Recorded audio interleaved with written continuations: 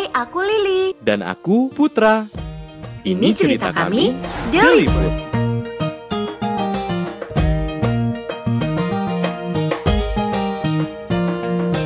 Duh, Lili mana sih? Tadi janjinya di kafe, sekarang minta pindah ke taman. Kebiasaan deh telat terus. Put, aku sampai. Bentar, kasih aku napas dulu. Nah, ini dia orangnya. Udah telat, bukannya minta maaf, malah minta napas. Kamu serius mau aku kasih napas buatan? Nggak gitu maksudnya, Put. Aku capek banget ini, mau istirahat dulu baru ngomong. Istirahatnya udah cukup kan? Coba jelasin kenapa kita tadi nggak jadi ketemuan di kafe.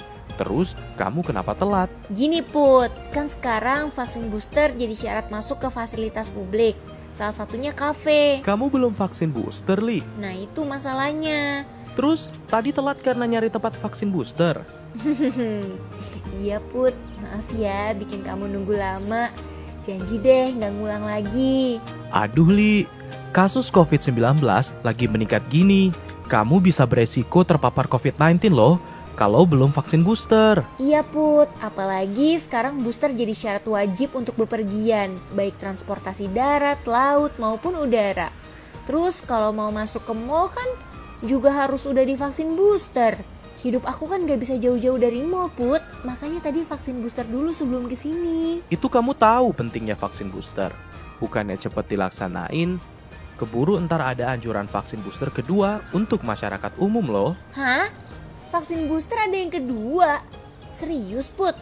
Ini kan aku baru disuntik, masa disuntik lagi? Saat ini pemerintah memberikan vaksin booster kedua dikhususkan untuk tenaga kesehatan. Karena tenaga kesehatan merupakan kelompok yang berisiko tinggi terpapar COVID-19. Pemberian vaksinasi booster kedua ini diberikan dengan interval 6 bulan sejak vaksin booster pertama. Terus kita yang masyarakat umum kapan dapat vaksin booster keduanya, Put? Untuk saat ini pemerintah fokus melakukan vaksin booster pertama bagi masyarakat umum yang belum. Karena pemberian vaksin booster kedua masih mengikuti skala prioritas. Gak usah buru-buru, Li. Ini baru selesai vaksin booster pertama, udah mau yang kedua aja, semangat banget kamu. Iya, biar sekalian aja, Put. Jadi aku nggak perlu bolak-balik nyari tempat vaksin.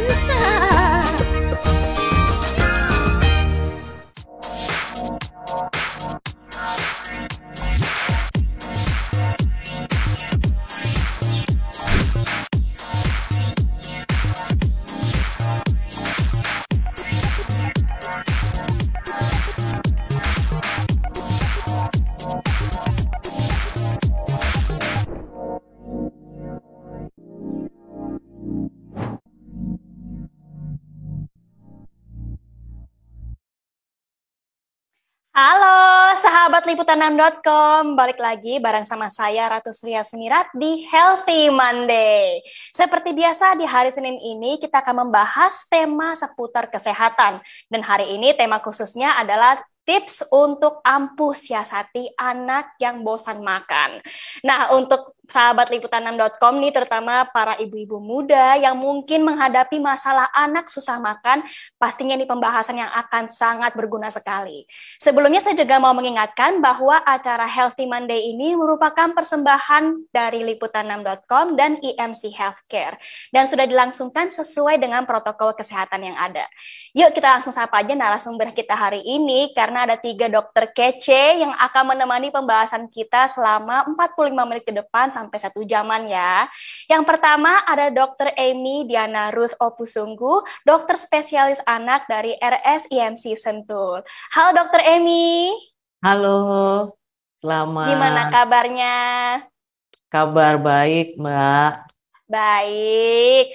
Selanjutnya ada Dr. S. Tumpal Andreas C, dokter spesialis anak RSIMC Pekayon. Halo Dokter Andreas, bagaimana kabarnya? Luar biasa, Mbak Ratu. Luar biasa, ganteng dan cantik-cantik banget dokter kita hari ini. Last but not least, ada Dr. Andina Krisnawati R, dokter spesialis anak RSIMC Alam Sutra. Nah, halo dokter, gimana kabarnya? Wah, dokter masih belum kedengeran nih suaranya. Coba dibuka dulu mute-nya. Ratu, alhamdulillah sehat. Alhamdulillah. Nah, kelihatan kan sekarang mukanya udah cantik, suaranya jelas terdengar nih. Dokter Andreas ganteng sendirian nih sekarang nih di antara tiga-tiga cewek-cewek ini. Oke, mungkin kita akan tanyanya itu bergantian aja ya. Jadi bisa ke dokter Emi ataupun ke Andreas atau ke dokter Andina. Kita ganti-gantian, tapi pertama saya mau nanya dulu nih ke dokter Emi. Nah, dokter, mengenai tema kita hari ini nih, tips ampuh untuk siasati anak yang bosan makan. Strategi ibu mencegah stunting pada anak seperti apa tuh? Terima kasih Mbak Ratu. Jadi satu, sebelum kita, eh, maksud saya setiap ibu itu harus sudah tahu bahwa eh, anak itu tumbuh itu tidak dalam fase yang linier, tapi ada yang namanya percepatan tumbuh, ya. Percepatan tumbuh ini ada fase-fasenya, sehingga sebaiknya setiap ibu sudah tahu bahwa anaknya sedang berada di fase apa, ya. Kita bicarakan misalnya pada usia anak pada 1 tahun pertama kehidupan, ya. Itu triwulan pertama itu anak percepatan tumbuhnya yang paling tinggi di usia 0 sampai 3 bulan, ya. Dan kemudian dia akan melambat di 3 ke 6 bulan, percepatan tumbuhnya itu berkurang, sehingga dia target pertumbuhannya itu juga akan menurun. Ya, yang Baik. sebelumnya itu eh, 700 sampai 1 kilo pada usia 3 sampai 6 bulan, kemudian akan menurun menjadi 500 ke 600. Sehingga sebelum pada setiap fase itu ibu udah tahu bahwa berapa target yang akan dicapai dan memanfaatkan fase itu. Oke, nah ini kan tadi dokter mengatakan bahwa yang paling penting itu adalah di triwulan pertama, di 3 bulan pertama. Tapi apa yang harus dilakukan seorang ibu kalau ternyata target berat badan itu tidak tercapai?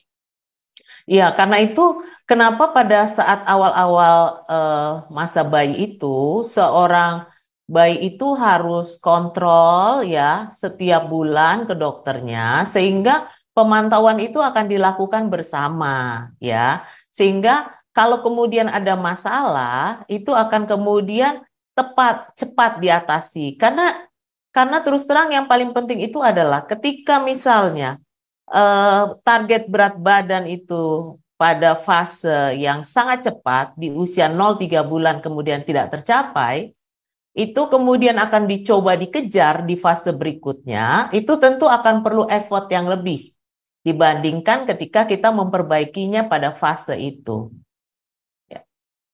Baik, maaf nih, saya agak sedikit seret nih, kayak harus butuh minum. Tapi nih, kita kan tadi udah mendapat penjelasan dari dokter Emi bahwa ternyata anak-anak ini harus dikejar juga ya untuk pertumbuhannya kalau ternyata nggak tercapai berat badannya. Ngomong-ngomong soal itu, saya juga pengen tahu nih soal penyakit. Jadi tahan dulu nih dokter Emi, kita akan berlanjut dulu ke dokter Andreas yang mungkin akan menjelaskan nih soal penyakit ini. Dokter Andreas nih, penyakit apa saja yang dialami anak yang menyebabkan anak bosan atau tidak makan? Karena ini kan juga menjadi berdampak ya pada anak yang nantinya berat badannya nggak sesuai sama target. Ya, jadi biasanya nih kalau di zaman ibu-ibu sekarang ya yang gaul banget. Jadi gerakan tutup mulut atau kita ngomongnya adalah BB seret ya kan gitu. Jadi penyebab GTM atau penyebab BB seret itu banyak ya. Salah satunya adalah penyakit-penyakit yang bisa menyebabkan hal tersebut. Nah, penyakit apa saja yang biasanya bisa menyebabkan anak jadi nggak mau makan atau gerakan tutup mulut ataupun bosan terhadap makan itu yang pertama adalah TBC. Kita tahu Indonesia ini merupakan salah satu penyumbang terbesar infeksi TBC. Nah, itu merupakan penyebab yang paling utama. Selain TBC bisa juga disebabkan oleh infeksi kecacingan pada anak. Itu juga bisa ya. Jadi di Indonesia juga merupakan penyebab paling banyak nih sumber infeksi cacing yang cukup banyak nih. Nah, yang berikutnya bisa juga ada anemia defisiensi besi. Nah, berikutnya juga ada alergi. Ternyata alergi itu juga menjadi salah satu penyebab terutama yang membuat anak jadi nggak mau makan atau makan tapi nanti BB-nya jadi seret. Nah, kira-kira seperti itu Mbak Ratu. Baik, ternyata ada banyak sekali ya penyakit yang rentan dialami anak ini. Jadi ada cacingan, anemia, TBC, alergi, dan itu juga yang tadi Dokter Emi katakan ya, bahwa dalam 3 bulan pertama ini kita benar-benar harus perhatikan nih, anak ini kenapa ya nggak mau makan, apa karena sakit atau karena apa. Nah, dari keempat penyakit yang tadi dokter sebutkan, mungkin kita akan fokus dulu nih ke TBC. Bagaimana penyakit TBC ini bisa menyebabkan anak tidak mau makan, dokter? Oke. Jadi kalau misalnya anak sudah terinfeksi TBC, nanti berikutnya ketika kuman di dalam tubuh si anak itu lebih banyak dibandingkan kekebalan tubuh si anak, itu akan jadi sakit TBC. Ketika anak sakit TBC, otomatis tubuh itu merespon untuk melawan yang namanya kuman-kuman TBC. Nah, untuk melawan kuman-kuman TBC tersebut, itu butuh makanan-makanan yang didapat oleh tubuh anak tersebut. Sehingga nanti makanan yang diserap nih di dalam tubuh itu dipakai untuk tadi menyembuhkan ya, untuk recovery sel-selnya lagi, balik lagi. Jadi karena dipakai untuk recovery, otomatis nih ya sel-selnya itu gak dapat makan yang lain untuk bertumbuh dan berkembang, itu salah satunya. Terus kenapa nggak mau makan? Karena rata-rata anak TBC itu juga biasanya mengalami anemia defisiensi besi, artinya kekurangan zat besi. Kita tahu kekurangan zat besi di dalam tubuh seorang anak itu bisa menyebabkan menurunnya ya nafsu makan. Nah, jadi itu dia. Jadi ada fenomena yang biasanya TBC disertai anemia yang akhirnya bisa menurunkan nafsu makan. Selain itu juga ada gangguan yang namanya konsentrasi pada anak, sehingga nanti tadi tuh balik lagi. Anak yang nggak konsentrasi, otomatis kayak kita kalau anemia tuh apa sih, ngantuk ya. Nah, bawaannya mau tidur mulu, bawaannya mau mager mulu. Nah, itu yang akhirnya ya udah deh, nafsu makannya turun atau kayak ngelihat sesuatu tuh kayaknya kurang. Nah, inilah yang akhirnya bisa mengakibatkan penyebab dari anak tidak mau makan ataupun dia mau makan tapi BB-nya nggak naik-naik, kira-kira gitu, Mbak. Oke, jadi itu dia penyebabnya ya. Oke, tahan dulu nih Dokter Andreas. Kita juga mau balik dulu sedikit ke Dokter Emi sebelum kita berlanjut ke Dokter Andina, karena ini berhubungan juga nih ke pertanyaan saya selanjutnya tadi yang Dokter Andreas jelaskan. Nah, Dokter Emi, mengapa untuk kejar tumbuh ini? Tadi kan anak-anak mungkin mengalami TBC, akhirnya nggak nafsu makan. Nah, untuk mengejar-kejar tumbuhnya itu, dokter anak menyarankan pemberian susu. Kenapa tuh? Tentu yang pertama harus dilakukan kalau masalah kekurangan berat badannya itu adalah karena penyakit, yang pertama dilakukan adalah mengatasi penyakitnya. Itu yang pertama paling penting. Ya, setelah penyakitnya teratasi, kemudian kita akan melakukan kejar tumbuh. Ya, kenapa kejar tumbuhnya itu pakai susu? Karena kalau makan padat itu untuk dicerna di lambung itu butuh waktu 4-6 jam. Ya, kalau lambung belum kosong, itu nggak akan bisa anaknya juga nggak akan ada rasa lapar ya, sehingga sulit untuk diberikan makan ya. Sementara kalau susu itu dalam waktu 2 jam dia akan selesai dicerna di lambung dan kemudian bisa pindah ke usus untuk dilakukan resorpsi. Nah, karena itu kita akan bisa memberikan susu itu lebih sering sehingga penjumlahannya dalam waktu 1 hari kalorinya akan lebih banyak. Kita bisa memberikan kalori lebih banyak lewat susu dibandingkan lewat makanan padat.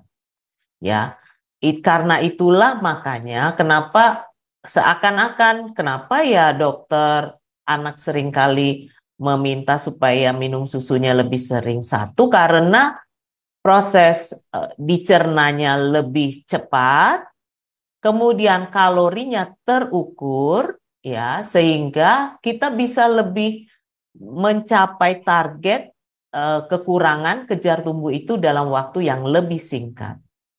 Baik, tapi tetap saja ya, untuk langkah pertamanya bila anak itu mengalami sakit seperti TBC atau cacingan, itu harus menyelesaikan dulu penyakit tersebut ya, disembuhkan dulu, baru mengejarnya dengan memberikan susu. Begitu dokter? Iya, betul. Begitu cara termudahnya. Siap. Kalau anaknya ternyata alergi susu gimana nih? Kayak saya dulu waktu masih kecil alergi susu nih dokter. Tentu maksudnya kemudian kita bisa mengganti dengan makanan yang lain, ya. Yang kemudian kalorinya harus diukur. Tapi Iya. kita udah ada dalam bentuk cair, tentu dia akan lebih pendek transit time-nya dibandingkan dalam bentuk padat. Ya, jadi kita harus melihat permasalahannya itu berdasarkan anak per anak, ya. Karena itu maksudnya tentu kita perlu bertemu dengan anaknya, melihat permasalahannya seperti apa. Kemudian barangkali kadang-kadang orang tua itu berharap dalam satu kali pertemuan, kemudian masalahnya selesai.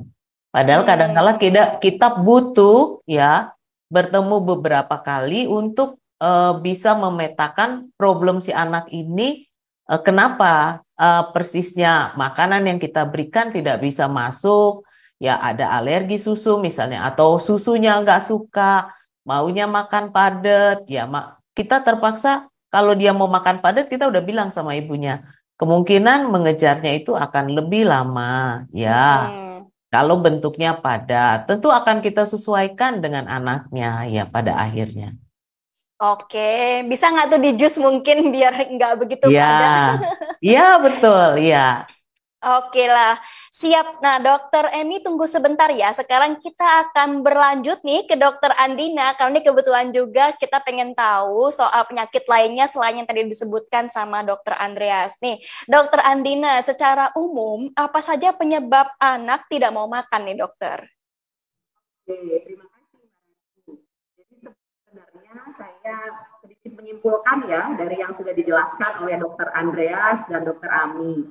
Jadi di sini saya bagi dua kelompok besar saja ya. Yang pertama adalah penyebab yang infeksi. Penyebab infeksi itu apa aja? Tadi sudah disebutkan, ada infeksi TBC, mungkin juga ada kecacingan, atau mungkin juga ada infeksi saluran kencing. Nah, kemudian kita juga punya kelas yang non-infeksi atau bukan disebabkan oleh karena penyakit infeksi.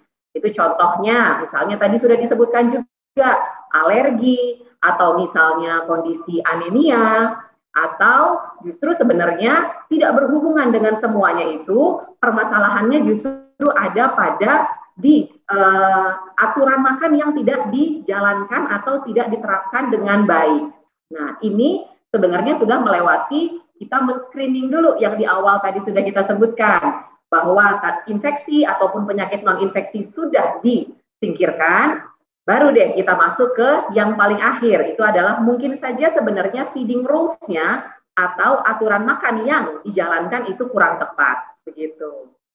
Oke, ternyata ada dua ya untuk penyebabnya itu, yang infeksi dan non-infeksi. Kalau infeksi itu seperti TBC, cacingan, saluran kencing, infeksi saluran kencing.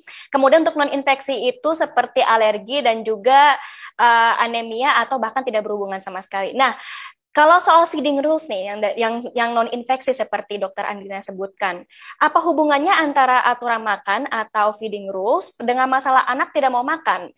Bisa sekali jelaskan mengenai feeding rules tersebut itu sebenarnya apa sih, Dokter? Oke, jadi memang feeding rules ini itu berhubungan sekali dengan masalah makan pada anak ya. Nah, saya jelaskan satu-satu, sekaligus juga saya menjelaskan yang dimaksud dengan feeding rules itu apa.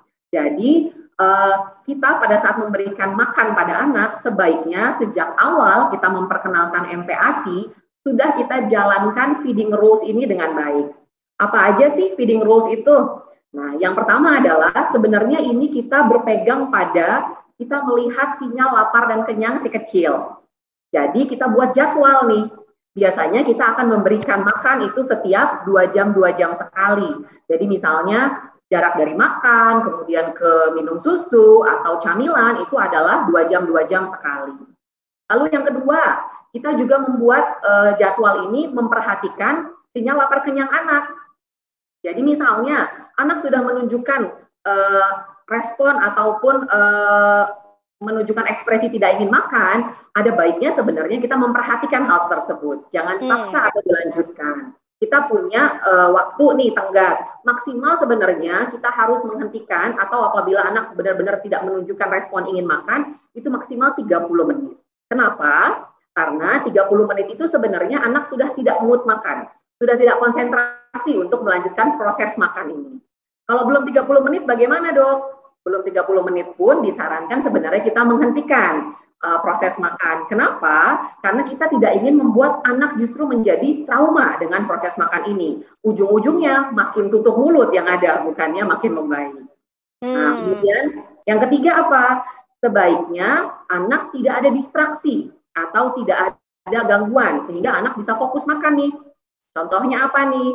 Tidak sambil berjalan-jalan, tidak sambil nonton TV atau nonton film gitu ya. Pokoknya dia fokus makan. Jadi kita sarankan dia duduk ya, duduk di kursi atau di high chair, baby chair, itu boleh-boleh saja. Kemudian kita juga siapkan lingkungan yang enak nih, lingkungan yang nyaman, lingkungan yang membuat si kecil tertarik ingin makan.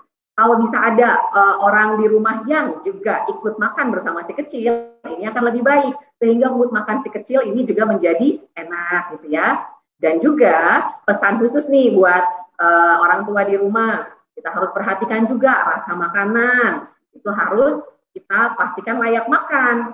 Jangan sampai rasanya tidak enak terus kemudian kita paksa si kecil untuk makan. Lalu juga yang kedua adalah kita ingin memastikan bahwa tadi ya, suasananya enak, kita variasikan jenis makanan yang kita berikan, karena memang anak masih dalam fase mengenal semua jenis makanan. Baru kenalan sama makanan baru, mungkin belum mau, tapi pantang menyerah nih, kita cobakan lagi, kita variasikan semua makanan yang kita ingin berikan, tujuannya adalah ingin membuat mood makan anak menjadi bagus.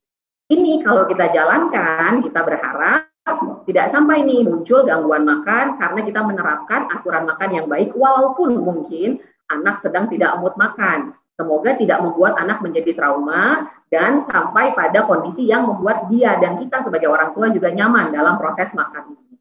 Mungkin begitu Mbak Ratu. Jadi sebenarnya aturan makanan ini tuh cukup simpel ya untuk diikuti. Jadi kita memperhatikan sinyalnya aja dari anak ini apakah dia sudah lapar atau sudah kenyang dan membatasi ya setiap 2 jam sekali dan memastikan untuk lingkungan anak ini makan sendiri memang sesuai sehingga anak tuh fokus, enggak tergoda nih untuk nonton, main game, ngapain ya kan. Kebiasaan masih kecil anak-anak pasti begitu tuh. Dia maunya lari-larian, makanan diemut. Nah, tadi dokter juga sempat nyebutin ya soal memperhatikan apakah anak ini suka atau tidak dengan makanannya. Nah, ini mungkin berhubungan juga kepada Dokter Andreas nih. Kita tahan dulu sebentar nih, Dokter Andina. Kita lanjut ke Dokter Andreas. Dokter, ini kan tadi disebutkan kita memperhatikan bahwa anak ini menyukai makanan tersebut atau tidak. Nah, ini bisa menjadi sinyal juga bukan bahwa ternyata anak tersebut alergi terhadap makanannya dan itu menyebabkan dia tidak mau makan. Oke. Kalau misalnya ngebahas soal suka atau nggak suka, yang pertama harus dibahas sebenarnya adalah selera. Jadi kadang kita lupa nih, bahwa kita menganggap anak itu adalah bukan manusia juga. Jadi seakan-akan tidak memiliki cita rasa yang bisa dirasakan oleh si anak. Nah, setiap anak itu memiliki keunikannya masing-masing. Jadi ada yang memang di usia 6 bulan itu kadang kita tidak perlu memberikan rasa yang berlebih dengan tambahan-tambahan seperti gula atau garam. Tapi ada kondisi di mana anak-anak tersebut harus diberikan beberapa ingredient seperti garam dan gula, tapi pasti dalam batas yang sewajarnya. Nah, itu kadang kita nggak ngeh. Yang diingatnya di kepala bahwa ini anak-anak, bahwa semuanya wajib hambar. Enggak seperti itu. Tapi dievaluasi dulu. Tadi, selain feeding rules yang tadi sudah dijelaskan sama Dokter Andina, gitu. Jadi, yang dievaluasi lagi adalah responsif feedingnya dia. Jadi, dia kalau menelan makanan tipe A, ternyata kurang suka nih, apakah aku harus tambahin? Bisa sih pakai bumbu-bumbu yang lebih alamiah, contohnya misalnya kayak jagung, ya kayak wortel rasanya lebih manis, itu bisa ditambahkan untuk meningkatkan selera makannya dia. Apakah nanti ini bisa berhubungan dengan alergi? Bisa jadi, karena nanti kalau anak yang alergi itu otomatis nih, pemilihan makanan-makanannya itu agak lebih, lebih ribet sedikit. Kenapa begitu? Karena tadi akan ada reaksi berlebihan. Nah, ketika kita tahu anak ini alergi, apakah kita harus menghentikannya? Iya. Tapi kalau kita tahu ini belum alergi, jadi alergi ini kita ada riwayat alergi, misalnya dulunya waktu di bawah 6 bulan alergi terhadap produk susu sapi misalnya. Itu belum tentu nanti di atas 6 bulan itu alerginya banyak, harus ada alergi telur, seafood, enggak. Semua harus dicoba dulu. Silakan dicoba dulu sampai kita menemukan gejala alergi tersebut muncul pada anak. Apakah nanti alergi ini kalau misalnya muncul, apakah berdampak terhadap responsif anaknya nggak mau makan? Iya, biasanya. Kenapa? Karena salah satu reaksi alergi itu biasanya perutnya terasa tidak nyaman, ya, tidak kembung, kita bilang apa tuh kalau bahasa gaulnya, ya, kembung ya, bener Ya ya, kembung bener. bener kembung, kesannya masuk angin. Nah, dengan perut yang seperti itu gimana mau makan gitu? Karena begitu dimasukin makanan sedikit, perutnya terasa sudah penuh, jadi seakan-akan dia tidak lapar, padahal dia lapar, tapi karena nggak nyaman, akhirnya dia tidak mau makan. Nah, selain tadi rasa nggak nyaman, ternyata alergi itu terjadi kerusakan di saluran pencernaan. Saluran pencernaan anak yang mengalami alergi itu biasanya itu tidak bisa menyerap sempurna semua makanan yang kita berikan. Nah, sehingga tadi, ya kan, anaknya kayaknya ya tadi menghasilkan, ketika dicerna menghasilkan gas berlebih, ketika dicerna lagi makanan yang alerginya menghasilkan gas berlebih. Akhirnya tadi jumlah kapasitas lambung yang misalnya tadi bisa menampung sekitar 100 mili, jadi cuma bisa menampung sekitar 30 mili. Nah, ini mungkin berhubungan dengan nafsu makannya gitu kira-kira Mbak Ratu.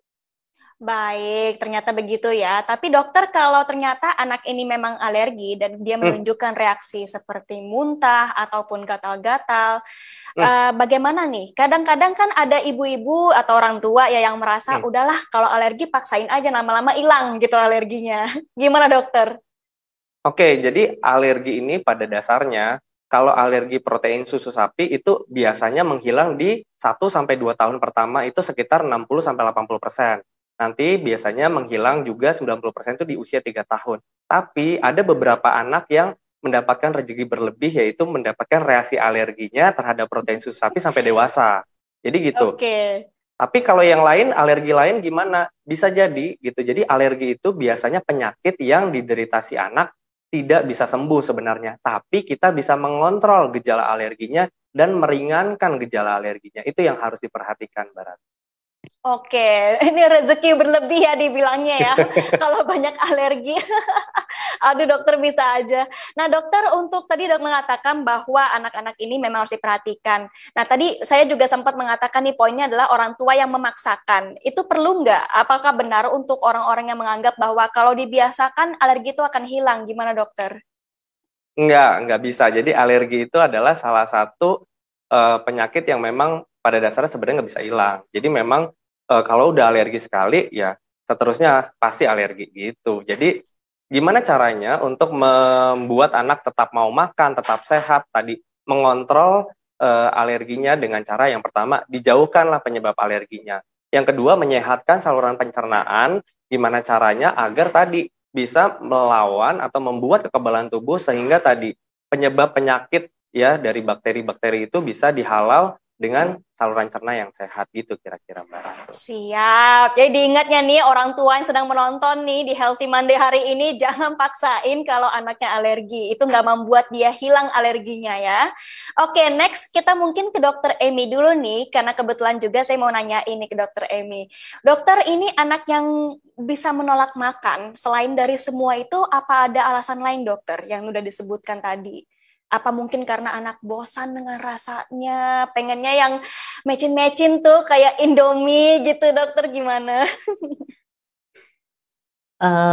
Sebenarnya maksudnya yang pertama itu yang harus kita perhatikan bukan cuman sekedar bahwa anak itu sepertinya kesannya menolak makan, tapi kita mesti lihat juga itu anak itu berada pada fase apa ya. Kalau misalnya itu pada fase usia 1-5 tahun itu memang fase lambat, sehingga target pertumbuhan itu adalah 2 kilo per tahun. Ya, sehingga kita lihat pantau, kalau misalnya dalam 6 bulan kenaikan berat badannya adalah 1 kilo, berarti dia berada dalam fase sesuai dengan fase pertumbuhannya. Sehingga barangkali yang kita bilang makannya kurang itu sebenarnya adalah normal ya. Kemudian menjadi masalah adalah ketika berat badannya itu misalnya mungkin di fase sebelumnya terjadi kurang berat badannya sehingga di fase di mana dia seharusnya memang harusnya percepatannya itu adalah lambat ya. Dan karena itu tubuh itu menyuruh supaya makan tidak terlalu banyak supaya sesuai dengan target kenaikannya adalah 2 kilo per tahun, ya. Jadi sebenarnya itu bisa masuk ke normal, ya. Yang seperti itu kita nggak perlu apa-apain, ya. Tapi kalau misalnya ternyata eh, dia ini ternyata misalnya di fase misalnya dia di usia 6 bulan ke 9 bulan, kan itu mestinya dia naiknya antara 300 ke 450 gram per bulan. Ternyata nggak tercapai, ya, karena anaknya misalnya suruh buka mulut nggak mau, ya. Nah, kita harus ingat, ini anak baru mulai belajar makan, ya. Karena itu otot-ototnya perlu dilatih. Ya, kita sebagai ibu mengetahui pada fase itu, ya, anak itu harus dikasih makannya, ya, seperti kata Dokter Andina tadi, makan itu jangan lama-lama, ya, suasananya harus senang, tapi harus sering diulang, ya, 20 menit setiap kali, nanti 1-2 jam lagi ulang lagi, ya. Makanan itu kalau kita punya makanan baru, anaknya kan baru belajar makan. Ada makanan baru, ya belum tentu kita langsung suka rasanya, ya. Tapi kalau sering dimakan, dikasih lagi, lama-lama dia bisa suka. Penelitiannya sih, setiap makanan baru itu sebelum kita mengasumsikan bahwa ini anak nggak suka, paling tidak sudah diperkenalkan 12 kali. Ya, karena lidah kita itu sebenarnya butuh waktu 3 bulan untuk menyukai makanan yang baru, yang kita bilang nggak enak, misalnya. Oh, Ya, begitu. Baru tahu tuh, ternyata lidah butuh waktu yang cukup lama ya iya, untuk suka makanan baru. Itu karena kebiasaan jadinya ya, artinya. bukan maksudnya memang mengajarkan makan pada anak itu, memang dia butuh yang namanya apa ya, kesabaran. Ya, Oke. Nah, jadi mungkin kita juga perhatikan ya bahwa anak ini kemungkinan besar kalau memang dia sulit makan belum tentu karena dia itu memiliki semua gejala-gejala infeksi maupun non-infeksi tadi. Tapi bisa aja karena mungkin ya berat badannya tuh udah sesuai dan anak ini udah merasa kenyang. Begitu, dokter? iya betul. Iya, Oh, jadi emang tubuhnya memberikan sinyal sendiri ya bahwa nih berat badanku udah cukup, aku udah kenyang gitu. bukan percepatan tumbuhnya pada usia Oke. misalnya. Kalau misalnya satu anak yang kita bilang, dok ini anak saya nggak nafsu makan, dikasih makan tuh selalu kayaknya nolak sedikit. Terus kita lihat nih sebagai dokter ngelihat, oh tapi ibu ini kan ibu anaknya umurnya 9 bulan. Saya lihat kenaikan berat badannya 300 gram per bulan. Ya, barangkali persepsi ibu yang salah. Karena ini sudah Oke. sesuai dengan percepatan tumbuhnya, ya. Jadi maksud saya sebelum anaknya yang diubek-ubek, dibilang ini nggak nafsu makan, kita lihat dulu, ini di fase apa, begitu, ya. Iya, Dan apakah mungkin sudah kadang sesuai? eh, Ya eh, kan? Ya, seperti kadang itu. orang tua itu merasa bahwa anaknya kok makannya dikit itu karena Iya, perasaan dia sendiri aja ya. iya, iya, iya. Oke, nih next nih menarik juga ke dokter Andina nih sekarang. Nah dokter tadi disebutkan bahwa anak ini mungkin karena memang berat badannya sudah sesuai, tapi orang tuanya nih yang merasa bahwa anak ini kayaknya masih kurang aja nih. Mungkin ibunya kepengen anaknya cepetan gendut biar cepetan tinggi gitu pikirannya. Nah dokter Andina, apakah perlu nih kita membatasi atau memberikan jadwal terhadap pemberian ASI, susu maupun makanan pada anak yang tidak mau makan ini gitu dokter, gimana? Iya, betul Mbak Ratu. Jadi memang seperti yang tadi sudah dijelaskan di awal ya, bahwa kita memang butuh membuat jadwal makan atau kita buat aturan makan ya. Jadi kita memang perlu membuat jeda supaya lambung anak nih ada kesempatan untuk kosong dulu, kemudian timbul sinyal lapar. Nah, kalau dia timbul sinyal lapar itu kan berarti anak yang butuh untuk mengisi atau makan. Di situ akan timbul secara sukarela dia ingin makan. Jadi bukan orang tua yang memaksakan anak untuk makan. Tadi seperti dokter Ami bilang ya, mungkin dia sebenarnya kalau dia kenyang, nggak ada sinyal atau rangsang lapar nih, jadi kita kasih pun dia pasti tidak akan terlalu excited. Nah ini makanya yang kita bilang kita butuh buat jam-jam makan ya, Karena sebenarnya esensinya kita sebagai orang tua itu tugasnya adalah menyediakan makanannya. Tetapi yang memutuskan apakah dia mau makan seberapa banyak, kapan mau berhenti makan, itu adalah anak sendiri. Jadi tadi kita kembali ya, kayak kata Dokter Ami, jangan langsung diubek-ubek anaknya dulu nih, orang tuanya juga butuh dilihat. Tetapi ada usaha yang memang orang tua bisa lakukan dalam rangka menjembatani ini. Apalagi misalnya kita menghadapi anak yang belum bisa bicara, dia belum bisa menyampaikan nih, dia sudah lapar, sudah haus atau belum gitu ya. Jadi kita harus perhatikan sinyal-sinyal ini dengan kita membuat jadwal makan. Lagi, perlu nggak kita membatasi nih ASI-nya atau susunya? Dengan kita membuat jadwal makan ini sebenarnya menjembatani hal ini tadi, karena biasanya kebiasaan orang tua seperti kata Dokter Ami, dia khawatir anaknya lapar gitu. Jadi misalnya anak makan cuma sedikit, dia merasa, aduh, ini anak nanti lapar nggak ya? Ada tenaga nggak ya buat beraktivitas sehari-hari? Ujung-ujungnya anak makan cuma sedikit, langsung kasih susu kasih ASI gitu kan? Karena berpikir bahwa anak nanti jadi lapar karena dia makannya tidak banyak. Dengan begini justru mengacaukan tadi aturan makan kita. Akhirnya yang tadinya lambung baru mau kosong nih, kayaknya anak baru mau mulai muncul nih keinginan makannya. Kita kasih lagi nih sama ASI atau susu. Akhirnya yang harusnya dia sampai pada titik laparnya, naik lagi. Tapi naiknya tidak cukup, tidak adekuat kalau kita bilang ya. Tidak cukup menahan untuk lapar ini, kenyang ini bisa bertahan 2 jam. Ujung-ujungnya di tengah-tengahnya dia udah mulai lapar, belum jam makan, nyemil. Atau justru dikasih ASI lagi karena anak udah rewel. Begitu dikasih ASI lagi, naik lagi nih.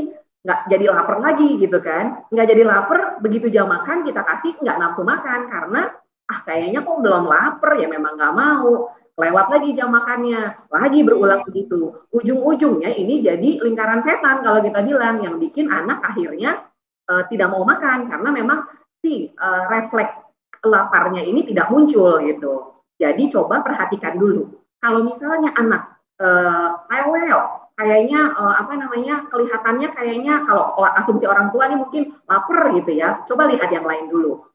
Yang pertama, pastikan dulu anak tidak buang air besar, tidak buang air kecil. Yang kedua, mungkin anak bosan atau ingin diajak bermain gitu ya. Nah, sementara kita lihat jeda makan kita, kalau memang belum sampai pada 2 jamnya, kita boleh distraksi anak dulu. Anak kecil gampang kok, kuncinya diajak main juga dia udah lupa deh gitu ya. Pada saat jam makannya baru deh kita kasih makan. Jangan khawatir, apalagi seperti kata Dokter Ami, mungkin dia lagi fasenya pertumbuhannya bukan pertumbuhan cepatnya nih gitu. Jadi memang dia butuh tidak terlalu banyak. Jadi memang kita butuh membatasi, jangan sedikit-sedikit kayaknya anak rewel langsung dikasih ASI. Kayaknya nggak makan yang nggak banyak langsung dikasih ASI. Justru ini yang akan berujung pada anak makin tidak mau makan. Itulah. Jadi itu benar-benar penting ya untuk menaati jadwal makan ini, karena kalau enggak kacau balau semuanya dan akhirnya anak malah jadi makannya nggak teratur, dan ini juga bisa menyebabkan nggak nafsu makan atau obesitas, begitu dokter? Bisa iya, bisa enggak. Jadi gini, dia bikin nggak nafsu makan karena pada saat jam makannya justru sebenarnya di posisi lambung atau rangsang atau refleks laparnya ini tidak dalam posisi memang dia lapar. Akhirnya begitu kita sediakan makan besarnya, dia tidak mood. Kemudian di tengah-tengahnya, karena anak nggak mau makan, kasih lagi ASI, keisi lagi lambungnya. Nah ini terus banget gitu ya. Bisa juga akhirnya orang tua cheatingnya selain ASI adalah kasih camilan kalau anak udah cukup besar. Begitu camilan ini yang diberikan adalah camilan yang dominan, manis-manis, berlemak-lemak gitu ya. Mungkin saja akhirnya sumber yang utamanya tidak dilengkapi, tapi justru yang berlemak-lemaknya menjadi berlebihan. Karena dasarnya makan itu sebenarnya kita ingin dia semuanya masuk ya, karbohidrat, protein, serat, lemak gitu ya. Kita ingin semuanya menunya lengkap yang masuk, tidak didominasi oleh satu jenis makanan tertentu. Mungkin saja kalau kita kebanyakan pada camilan yang manis-manis, ujung-ujungnya malah berujung pada obesitas, bisa saja terjadi. Gitu, siap kalau begitu. Nah, nggak terasa nih bahwa kita nih udah ngobrol cukup panjang. Jadi mungkin saya akan meminta summary dari setiap dokter yang hadir di sini, terutama ke Dokter Andreas dulu nih. Dari tadi Dokter Andreas kan udah jelasin, tapi sekarang giliran Dokter Andreas ngomong lagi nih. Dokter Andreas, ada nggak closing statement terutama mengenai tips mungkin untuk anak-anak yang menderita alergi atau TBC agar mau makan? Oke. Yang pertama tipsnya adalah pastikan bahwa memang tadi penyebab sakitnya itu harus diatasi dulu. Baik itu infeksi ataupun non-infeksi itu harus disingkirkan dulu, itu yang pertama, harus diobati. Yang kedua, bagaimana tadi Dokter Andina sudah menjelaskan bahwa feeding rules itu wajib dilakukan. Bukan cuma sekedar tidak boleh bergerak, artinya duduk di meja makan, bukan cuma sekedar mengatur makan, tapi melihat responsif anak terhadap pemberian makannya. Jangan, wah anaknya senang habis 5 sendok makan gitu, tapi mukanya muka cembetut, nggak bisa begitu. Jadi dilihat anak itu punya ekspresi ketika meresponi makannya. Jadi memang harus dilihat tuh, ya itu responsive feeding itu penting. Yang ketiga tadi, aturan ini tidak boleh, kalau misalnya ini ganti, besok gitu. Jadi jadwal yang kita buat itu harus benar-benar dikerjain. Prinsipnya adalah gini, kita belajar makan itu sama kayak kita sekolah. Belajar makan itu harus step by step. Kelas 1, kelas 2, kelas 3, kelas 4, kelas 5. Nggak bisa, tadi Dokter Ami juga bilang, nggak bisa anak sekali makan langsung zelep suka makanannya. Nggak ada begitu. Prinsipnya adalah gimana kita mengajarkan yang baik dengan pola yang baik supaya nanti ketika anak di atas usia 1 tahun mampu bisa makan seperti makanan keluarga. Jadi gitu. Jadi memperkenalkan makan pelan-pelan, sabar, nggak usah buru-buru harus jago bla bla bla. Enggak, masih punya ASI kok, tenang aja. Siap, mantap sekali closing statement-nya. Terima kasih Dokter Andreas. Nah, next mungkin Dokter Ami ada closing statement dari Dokter Ami mengenai pembahasan kita hari ini atau summary tertentu yang perlu sahabat liputan6.com ingat nih mengenai tips mengatasi anak susah makan. Kuncinya adalah awal pertumbuhan itu adalah yang paling penting, yaitu 6 bulan pertama, ya. Pemberian ASI itu sedapat mungkin berhasil dengan baik, ya. Karena pada 6 bulan pertama adalah saat anak itu tumbuh dengan cepat, ya. Kemudian memberi makan itu, ya, seperti Dokter Andina dan Dokter Andreas katakan, itu adalah proses yang terus-menerus, harus sabar. Ketika kita memilih menjadi orang tua, kita sudah tahu bahwa ini adalah pekerjaan yang memerlukan perhatian penuh. Yang mesti fokus ngasih makan itu bukan cuma anaknya, tapi ibunya harus fokus. Nggak bisa sambil WA, nggak bisa sambil nonton drakor, ya. Karena gimana anaknya akan gembira? Karena ketika kita memberi makan, mata kita harus kontak dengan dia, ya. Kemudian kita kasih senyum yang manis. Semua anak itu cuma untuk dapat senyuman dari ibunya. Kamu pinter makannya, ya. Itu dia akan, oh rupanya kalau aku gigit ini, aku telan ini, aku kunyah ini, ibuku akan tersenyum, ya. Apalagi kemudian setelah itu dia dapat reward. Habis selalu, ya, makan itu adalah proses yang sulit, ya. Jangan kita pikir makan itu proses yang mudah karena melibatkan banyak otot. Ya, jadi artinya kalau dia netek itu ketika usia 6 bulan dia itu kategorinya master, ya. Sekarang dia dapat pelajaran baru, mulai lagi nih, makan, ya. Nete udah master. Nah, karena itu makan itu susah, harus lagi lapar. Nah, begitu anak lapar, makan dulu, jangan nete dulu. Ya, kita ini prinsipnya itu membimbing anak, mengajar anak, itu orang tua. Ya, jadi ketika itu anaknya oke, nah, dia lapar, dia pasti pengen nete, usel-usel mamanya. Nah, kasih makan dulu. Ketika kita itu disiplin, ya, tentu kita nggak maksa, kita sambil senyum, dia tahu kita sayang. Ya, kita kasih makan, dan ketika dia berhasil, makannya sebagian besar udah dia habiskan, dia netek ke kita, kemudian dia merasa, oh, aku dapat reward. Ya. Wah, keren sekali penjelasannya Dokter habiskan Ami. nasiku karena dengan demikian aku segera netes sama mama aku. Itu akan bikin anaknya akan lebih mudah untuk makan. ya. Siap, keren banget nih penjelasannya. Memang ya ibu itu harus atentif terhadap anaknya, jangan memberi makan anak sambil nonton drakor tuh, terutama karena anak tuh justru pengen lihat nih reward dari ibunya, senyuman dari ibunya, dan perhatian dari ibunya agar dia fokus makan. Next ada Dokter Andina nih untuk closingnya, summary-nya Dokter Andina seperti apa nih untuk para ibu-ibu yang sedang nonton nih? Atau mungkin bapak-bapak. Oke, apa nih Dokter Andina? Saja ya dari pesan-pesan yang sudah disampaikan Dokter Andreas dan Dokter Ani. Jadi kuncinya selain yang tadi sudah disampaikan, satu, kita memang harus sabar. Yang kedua, harus kita variasikan deh, karena tadi ya lagi-lagi kita harus memperkenalkan berbagai jenis makanan pada anak, karena jangan khawatir atau jangan takut sekali kita perkenalkan anak nggak mau, terus kayaknya langsung kita judge bahwa anak tidak suka, jangan. Jadi kita variasikan saja karbonya, misalnya kadang-kadang juga orang Indonesia kalau belum makan nasi kayaknya belum makan ya, biasanya gitu tuh. Padahal sebenarnya sumber karbohidrat itu tidak hanya sekedar nasi, jadi bisa yang lain, bisa kentang, bisa jagung, bisa roti. Jadi kita variasikan saja supaya anak tidak bosan dan mengenal berbagai jenis makanan. Kemudian kita juga pastikan rasanya layak makan. Kemudian kita juga bisa, kalau anak sudah cukup besar, kita libatkan anak dalam proses pembuatan makanan. Jadi anak juga merasa bahwa dia excited. Oh, ini makanan hasil buatan aku nih, misalnya gitu ya, kalau anaknya sudah cukup besar. Kita ajak dia untuk sama-sama mendiskusikan ingin makan apa sih, misalnya begitu. Jadi ada tuh eagernya atau ada keinginannya anak untuk akhirnya mencoba makanan yang dia buat. Jadi prinsipnya memang harus ada keterlibatan orang tua di situ ya, seperti tadi Dokter Ami bilang. Jadi tidak sekedar ya hanya kita kasih makan saja, tapi kita harus buat suasana yang menyenangkan supaya anak juga mood makannya bagus. Sembari kita jalankan tadi aturan makan yang baik. Kita berharap dengan semua yang sudah kita usahakan itu, anak bisa tuh menjalankan tumbuh kembangnya secara optimal sehingga kita bisa mengawal anak sampai selesai masa periode anak di 18 tahun dengan hasil tumbuh kembang yang optimal. Mungkin begitu ya Mbak Ratu. Oke, menarik sekali nih untuk tipsnya juga, mungkin anak bisa diajak ya untuk masak bareng karena dia jadi lebih merasa involved dan ingin merasakan, oh ini makanan buatanku. Makasih banget dokter atas penjelasannya.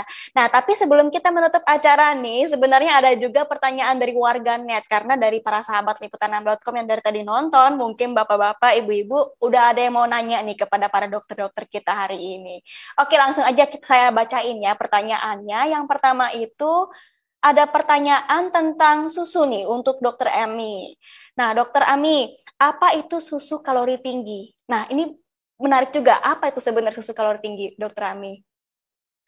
Oh, itu susu yang diperuntukkan untuk mengejar pertumbuhan. Hanya diperlukan oleh anak-anak yang berat badannya di bawah kurva pertumbuhan ya, yang sudah masuk ke dalam gizi kurang ya, sehingga dia perlu melakukan pertambahan berat badan dalam waktu yang lebih cepat ya, sehingga ada beberapa susu yang kalorinya tinggi supaya apa? Supaya diminumnya nggak terlalu banyak ya. Tapi itu harus juga diminum secara konsisten ya, bukan kemudian 1-2 kali diminum kemudian berat badannya naik ya. Jadi kuncinya tetap selalu adalah konsisten sehingga perbaikan akan didapatkan dalam waktu yang lebih cepat. Wah, siap. Terima kasih atas penjelasannya, dokter. Next nih, kita juga masih ada pertanyaan lagi dari warganet. Selanjutnya ada pertanyaan mengenai apa tanda-tanda alergi makanan. Nah, mungkin ini dokter Andreas bisa menjelaskan nih. Kan tadi dokter Andreas juga sempat menjelasin ya soal alergi. Oke, thank you Mbak Ratu. Jadi, alergi makanan itu gejalanya banyak ya. Yang pertama yang bisa kita lihat itu, yang paling gampang adalah di skin nih, di kulit. Ya, gejalanya itu bisa muncul bintik-bintik kemerahan, ya, atau ruam seperti kalau kita bilang bahasa awamnya tuh biduran ya. Jadi bentol-bentol kemerahan di sekitar mulut ataupun di seluruh tubuh, itu bisa kita lihat. Ataupun bengkak yang benar-benar sekujur tubuh itu bisa kita lihat. Itu yang ada di kulit. Gejala berikutnya yang bisa kita lihat adalah gejala di saluran pernapasan. Itu bisa seperti pilek, batuk, ataupun sesak nafas, ataupun ada bunyi mengi yang kita bilang itu biasanya adalah asma. Selain itu kita juga bisa melihat gejalanya itu di saluran pencernaan. Ya, gejalanya itu bisa gumoh kalau pada bayi di bawah 6 bulan, terus bisa kembung, ya, bisa mual muntah, bisa juga diare yang disertai dengan darah. Nah, ini adalah salah satu gejala-gejala yang bisa kita lihat nih kalau memang ada reaksi alergi terhadap makanan-makanan yang dikonsumsi oleh itu kira-kira Mbak Ratu. Siap, ternyata banyak sekali ya tanda-tandanya dan pastinya juga mudah untuk dikenali juga nih. Terima kasih banyak Dokter Andreas atas penjelasannya. Sekarang selanjutnya ada juga nih pertanyaan terakhir akan saya berikan nih kepada Dokter Andina untuk pertanyaan terakhir. Ini yang menarik, dia menanyakan lagi tentang apa tips agar anak tidak tutup mulut atau tidak pilih-pilih makan. Gimana nih Dokter Andina? Oke. Ini saya seperti menyimpulkan lagi nih ya. Iya. Dan triknya karena kayaknya sedikit ya persentase anak tuh makan tuh yang mulus banget gitu ya. Tetap ada namanya anak itu dinamika makan ya karena memang makan itu adalah proses belajar gitu. Kita tetap usahakan nih kita menerapkan aturan makan yang baik dan benar karena walaupun kita sudah menerapkan aturan makan saja pasti kita akan tetap ketemu kalau anak lagi nggak mau makan ya dia nggak mau makan gitu. Kita tetap berpegang pada aturan makan, itu tips utamanya. Karena kesannya sepertinya kayaknya kalau ditanya semua dokter anak menjawabnya feeding rules, tapi percayalah ini memang adalah kunci utamanya untuk anak mau makan sesuai dengan kebutuhannya dia. Anak mau berbagai macam jenis makanan. Jadi feeding rules yang pertama, kemudian yang kedua kita harus sabar memperkenalkan berbagai jenis makanan, sambil kita juga pantau ya. Ada tidak tanda-tanda alergi seperti yang tadi dijelaskan Dokter Andreas. Kemudian dengan kita memvariasikan itu, kita juga berharap anak bisa punya banyak perbendaharaan jenis makanan sehingga manakala dia bosan, itu kita punya banyak pilihan. Kemudian kita juga bisa menyiapkan bentuk-bentuk yang lucu begitu ya, dengan kita juga melibatkan anak tadi. Tujuannya supaya anak mood makannya menjadi baik ya gitu. Karena anak itu gampang sekali, seperti kata Dokter Ami. Anak itu selama ada interaksi antara dia dengan orang tua, kemudian diajak berkomunikasi dengan baik, membuat makanan yang ingin dikonsumsi, percayalah itu tuh sebenarnya sudah nge-boost nafsu makannya. Ada pendampingan orang tua, ada interaksi, itu udah luar biasa sekali. Coba deh dijalankan gitu ya, akan kelihatan bedanya. Yang terakhir memang juga kita harus perhatikan ya mengenai rasa makanan. Jadi memang dia harus layak makan. Jangan terlalu khawatir kok misalnya gula, garam kita masih boleh pakai hanya agar dia enak saja rasanya, tidak akan terlalu berlebihan karena memang porsi makan anak tidak terlalu banyak juga ya gitu. Kita berharap dengan ini itu membuat anak menjadi lebih enak, menjadi lebih mood untuk makan. Di samping orang tua juga jangan terlena ya. Kan katanya Dokter Andina, udah deh nggak apa-apa. Nah jangan juga. Manakala kita melihat kayaknya nih kok tidak berjalan semestinya, ada baiknya dibawa periksa atau konsultasi ke dokter spesialis anaknya masing-masing.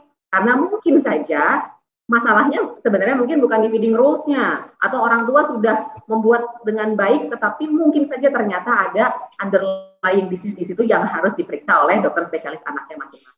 Mungkin begitu Mbak Ratu.